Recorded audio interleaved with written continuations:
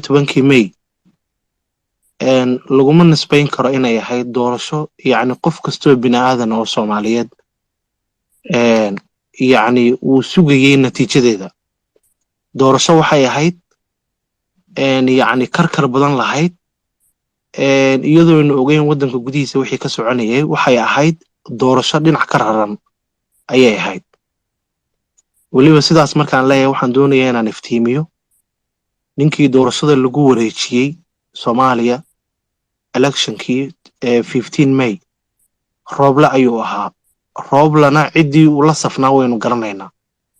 markaa laguma sheegi karo waxaan inay ahaayeen doorasho gudan ma ahayn. bay fahmaysaa? marka qof kasta oo Soomaaliyeedna waxaan ogahay inuu niyad jabay. saaxiib yaal ku soo dhawaada mar kale iyo muuqaal kale oo aad u xiiso badan. muuqaalkan waxaan ku gorfayn doonaa ama aan kaga hadli doonaa caqabadihii ka dhashay doorashadii la qabtay. maxayse tahay caqabadahaasi oo ilaa ay hadda taagan oo aan wali la xalin? bal muuqaalkan ayaan ku gorfayn doonaa. ay soo dhawaada asxaabta. haddii aad janaalka cusub tahay waxaan kaa codsanayaa mar walba inaad janaalka subscribe saarto, muuqaalkan ilaa garey si dad badan ugu gaaro muuqaalka. waxaa la isla dhexmarayaa arrinta ah caqabadihii ka dhashay doorashadii la qabtay iyadoo uu ku guuleystay xilka madaxtinimada madaxweyne xasan sheekh maxamuud, ayadoo dadka shacabkana ay jeclaayeen in mar kale loogu celiyo madaxweynihii talada markaasi hayay ama ka tegayay ee xabiibul malaayiin maxamed cabdullaahi farmaajo. balse taasi ma aysan dhicin. laakiin shacabku waxaad moodaa markaasi inay u helanayeen in mar kale uu xilka uu qabto xabiibul malaayiin maxamed cabdullaahi farmaajo. laakiin shacabka Soomaaliyeed ayaa siyaabo kala duwan arrintan uga hadlay, ayagoo sheegay in baarlamaanka Soomaaliya ay matalin iyaga, oo haddii ay matal lahaayeen codkooda ay tixgelin lahaayeen, laakiin ma aysan dhicin sidaa. laakiin shacabka Soomaaliyeed ayaa ka dhidhiyay arrintan, iyagoona dhabar jab weyn ku tilmaamay xilka markii uu qabtay xasan sheekh maxamuud. balse adiga dhegeysto, maxay kula tahay? maxayse kula muuqataa? bal oraahdaadu waa ii muhiim ee qaybta commentiga ee usigula wadaag. diyadii iyo jiritaankii iyo Soomaalinimadii runtii ceel guntii bay ku dhacda. cidda hooyada iyo aabbaha u aana dee waynu fahmaynaa iyo waynu dareemaynaa. waa kooxdan hadda meesha timi weeye. xasan sheekh maxamuud baa hogaamiya. ragga maanta yacni parliamentaryga ama baarlamaanka ku jira professionally qaar baan ahayn yacni dad aqoon leh. qofkii la doonaa la keenay. bay fahmaysaa?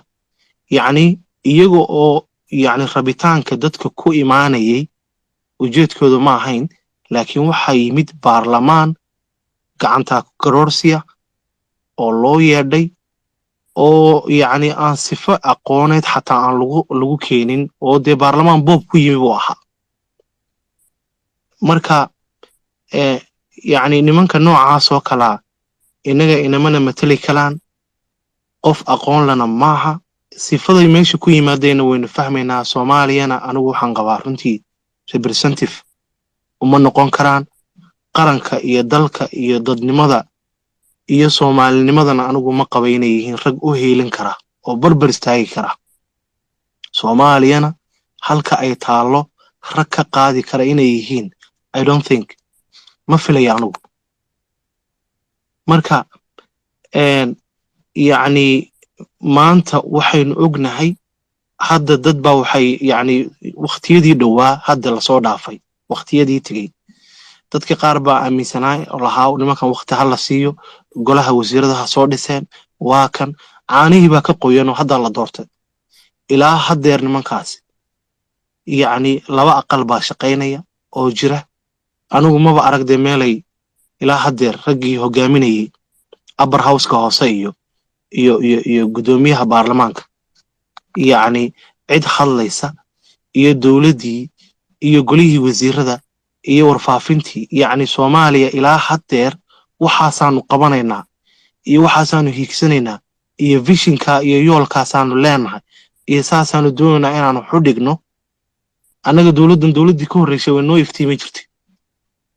waanu ku raaxaysan jirnay siyaabaha ay noola hadlayaan iyo sida ay soomaalida isaga gadayaan iyo sida ay yacni dalka u maamulayaan may fahmaysaa nimankan dee waa nimankaad aragtay weeye haa 2012 raggii hogaaminayay ayaa meeshii ku soo noqday iyo in kaloo kudladoo lagu soo daray meeshii haa qaab qabiil ku imaanaya iyo qaab yacni taageero xisbi ku imaanaya xisbiga UPD oo kale ma fahantid marka ragga meesha hadda buux dhaafiyey ee jooga ee xilalka haya iyo kuwa kulaalaya ee xildoonka ahi dee anigu ma qaban nimankaas inay inoo maqan yihiin soomaalinimayna inoogu maqnayn dowladnimayna inoogu maqnayn jiritaan iyo sumcad bayna inoogu maqnayn cadow baana inaga kaafin karin oo yacni inaga difaaci karin waa nimankaa qof kasta oo soomaaliyeed maanta uu aaminsan yahay codkayga ma la maqlaya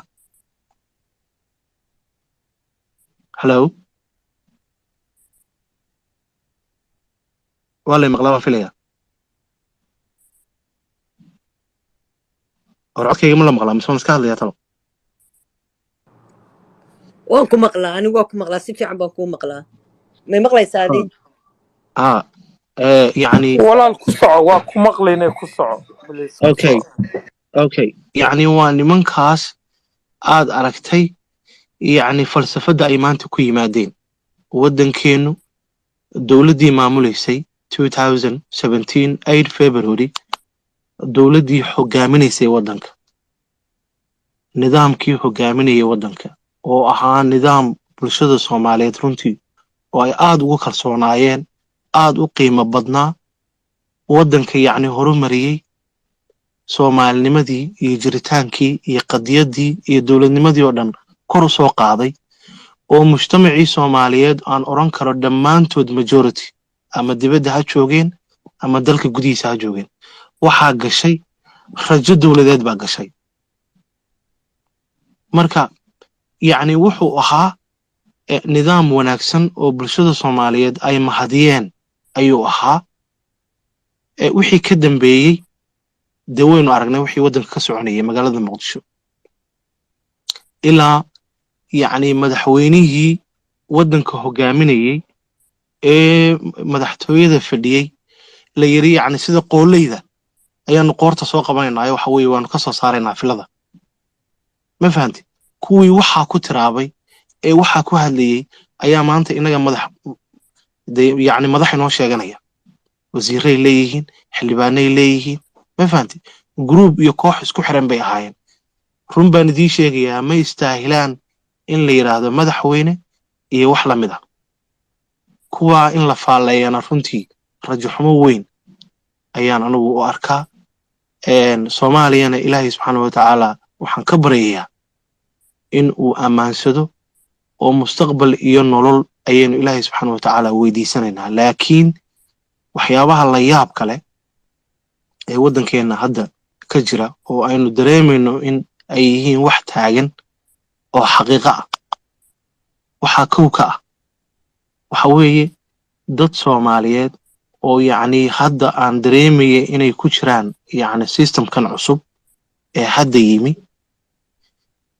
in yacni ay u xaqlinayaan maanta sidii ay wadanka gudihiisa dee dhaqaale uga samayn lahaayeen may fahmaysaa waxaanad moodaa inay ahaayeen yacni niman jeel ku xidhnaa muddo dheer marka wax habeenkaa caawa nimankaasi anigu aan yacni aan dugaashan karo oo la isku halayn karo anigu ma qabo inay soo wadaan may fahmaysaa marka dadkii Soomaaliyeed runtii waxa ku yimi niyad jab weyn baa ku yimi in dad waaweyn oo mas'uuliyiin sheeganaya oo xilal hore soo qabtay inay wadankii mufaawadaad ka sameeyaan oo yacni maxaan ku raahay political crisis la abuuro